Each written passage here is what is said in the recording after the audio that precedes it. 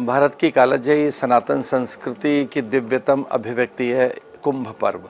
पूर्व काल में जितने भी कुंभ के ये पर्व विशेषकर प्रयाग में अथवा सिंहस्थ के रूप में उज्जैनी में, नासिक त्र्यंबकेश्वर अथवा हरिद्वार में हुए हैं, वे सब अद्भुत अलौकिक हुए हैं। पर इस बार का जो यह कुंभ का पर्व है, महाकुंभ का पर्व, अद्वितीय है। गिरिकंदराओं से, हिमपत्तिकाओं से निकल कर आए करोड़ों यति, योगी, तपहपूत, सन्यासी, सदगृहस्थ श्रद्धालुओं का आगमन इस बात का परिचायक है कि यह अब तक के सभी कुंभों में विशालतम रहा है और संख्या की दृष्टि से अकल्पनीय, अविश्वसनीय। ऐसी कल्पना की नहीं गई थी कि 50 करोड़ तक लोग आएंगे और अभी भी चले आ रहे हैं। प्रयाग की ओर आने वाले सारे मार्ग भक्तों से भरे हुए हैं। अंत्य सलिला, सरस्वती, कालिंदी, यमुना, कल्याणी, पतित पावनी माँ भागीरथी का संगम है। यहाँ सभी का वैशिष्ट है, पर यहाँ परम वैशिष्ट है, क्योंकि यहाँ एकमात्र ऐसा तीर्थ है जहाँ सभी तीर्थ अपना निवेश करने आते हैं। सभी तीर्थ यहाँ आते हैं और इस तीर्थराज को तीर्थत्व प्रदान करते हैं। अपनी शक्ति, सामर्थ्य, अनंत ऊर्जा, अतुल्य तेज और अपरिमित ज्ञान अथवा आनंद और अनंतता अथवा भगवत्ता यहाँ अधिक साकार रहती है कुंभ के पर्व पर।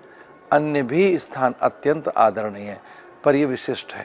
इसलिए प्रयागराज का कुंभ महाकुंभ अथवा वह कुंभों का भी राजा कहा जाता है। देखिए, प्राय एक जैसा ही पुण्य है, पर इस बार के स्नान का वैशिष्ट है अनंतता, अंतःकरण की पवित्रता, भगवत्ता का जागरण और अंतःकरण में जो ईश्वरत्व समाया है वह स्फुरित हो, चैतन्य हो और वह मुखर हो।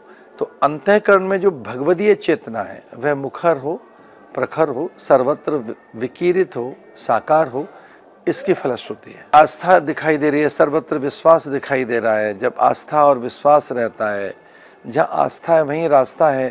श्रद्धा से भरा हुआ मन ईश्वर प्राप्ति का सर्वोत्तम साधन है।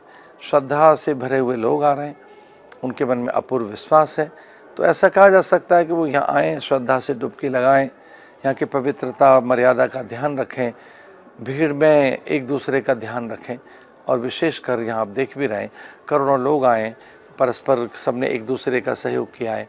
पुलिस के पास वेपन्स नहीं है, डंडे नहीं है, आंसू गैस नहीं है। ऐसी कल्पना की नहीं जा सकती कि 50 करोड़ लोगों को श्रद्धा से उन्हें अनुशासित किया जा सके। वो स्वयं के अनुशासन में थे, तो तीर्थयात्रियों को यह ध्यान रखना चाहिए कि वो आत्म अनुशासन में रहें, संयम में रहें। और यह यहाँ दिखाया भारत के सनातनियों ने। ये बहुत ही अद्भुत संकेत है कि जब सनातन की स्वीकार्यता पूरे विश्व में जग रही है, योग के द्वारा, आयुर्वेद के द्वारा, आध्यात्मिक विचारों के द्वारा, भगवत्पाद भगवान शंकराचार्य के अद्वैत मत के द्वारा, गीता के द्वारा, जब पूरे विश्व में सनातन धर्म को लेकर स्वीकार्यता है, तो युवक जगह है। युवक को पता लगा है कि उसके जीवन की सिद्धि का मार्ग, सफलता का मार्ग, उन्नति उन्नयन का मार्ग, अथवा तो जीवन में जो वो चाहता है उसकी प्राप्ति का मार्ग हमारे धर्म में ही, अपने धर्म में।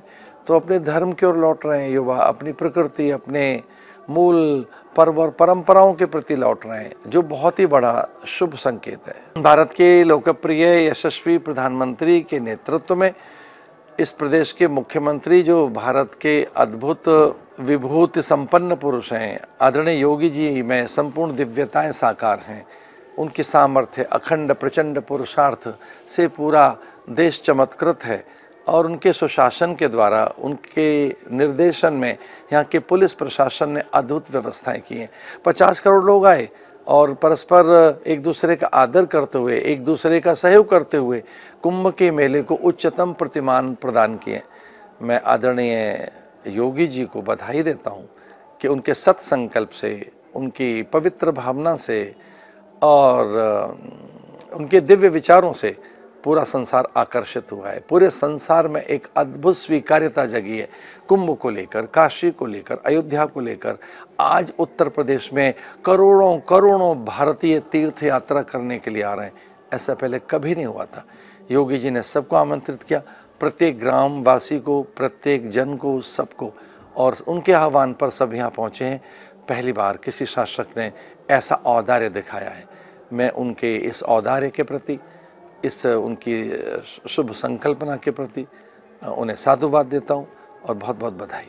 प्लास्टिक मुक्त भारत चाहिए, स्वच्छ और साक्षर भारत चाहिए, हरित भारत चाहिए, समृद्ध भारत, सशक्त भारत तभी होगा जब हम अपने घर को जैसे साफ रखते हैं वैसे गली और मोहल्ले को रखें, अपने नगर को रखें, स्वच्छ भारत की ओर आगे जाएं, साक्षर भारत की ओर, स्वस्थ भारत की ओर, समृद्ध भारत की ओर अनुशासित रहें, प्लास्टिक मुक्त भारत बनाएं।